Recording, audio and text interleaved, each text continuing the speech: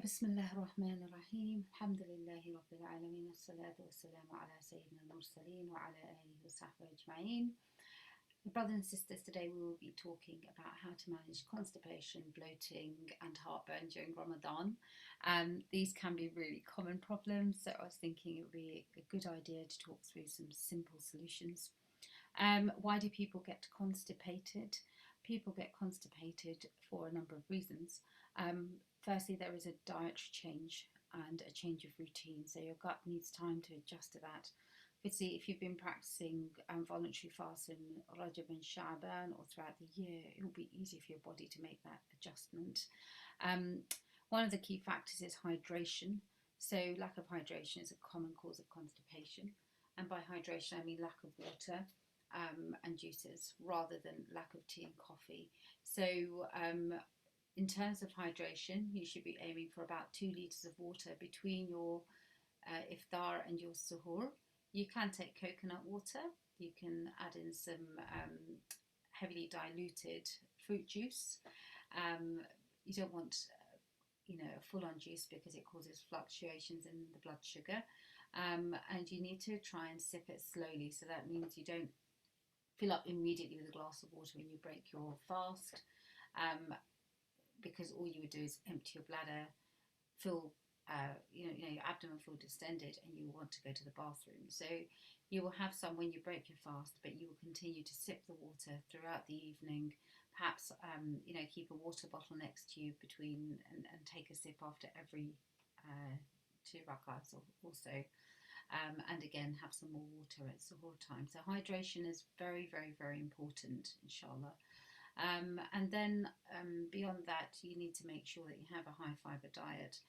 So often in Ramadan, there's a lot of meat that goes around and not much in the way of vegetables or lentils or beans or pulses.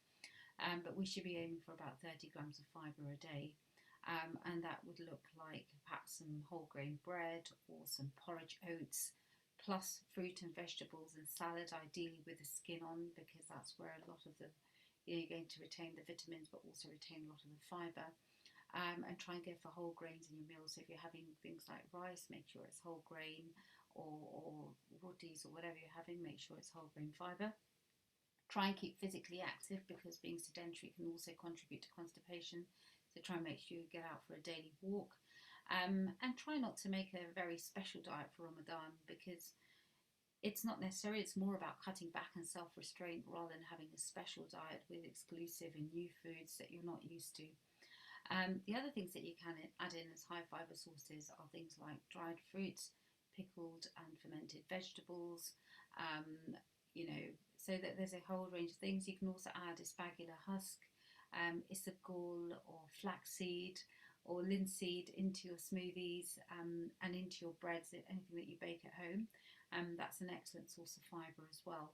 So inshallah, that following that advice should help to keep you regular and avoid bloating and abdominal pain, constipation.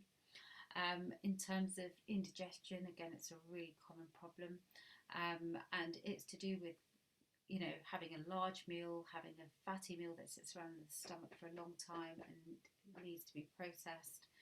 And that for some people there may be other triggers. So common triggers might be spice, citrus fruits, tomatoes. So it's identifying if you are prone to indigestion, what are your triggers.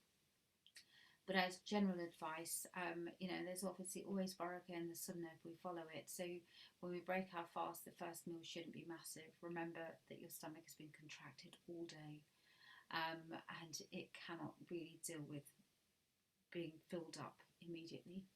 So, should I break your fast with dates or some light starters and some hydration, and then go and pray, so it allows you time to digest that. And it's interesting because it takes about 10 minutes for the stomach stretch receptors to become aware of fullness, to register that. So you might find that if you've done that and then you've gone to pray and come back, you may not eat so ravenously, and you'll be able to eat in moderation, which means that inshallah you'll have you'll be less likely to get this heartburn and indigestion, and you'll have more energy for your ibadah. And then, of course, if there are any triggers, leave them out. But I would also advise avoiding deep fried foods like pakoras, unless you're able to shallow fry them. To bake your samosas if you're going to be having those foods. and to have plenty of healthy fats like avocado and olive oil. But remember, what you need is, some simple carbohydrates which you get in your dates at iftar time, and then filling proteins, such as meat, fish, eggs, beans, pulses, and perhaps a salad to go with that, to make sure that you're getting plenty of fibre in your diet. Okay, inshallah, wish you a prosperous Ramadan, and Jazakallah khair. Assalamu alaikum.